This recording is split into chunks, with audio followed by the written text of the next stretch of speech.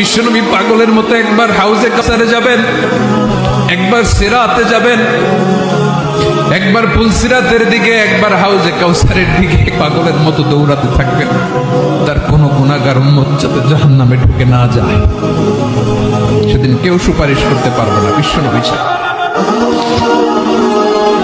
এজন্য 5 নম্বর আল্লাহ বললেন, মান যাল্লাযী ইয়াশফাউ ইনদাহু ইল্লা বিইযনিহি।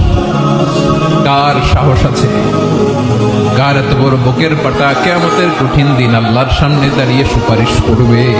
কারো ক্ষমতা, কারো ক্ষমতা নাই।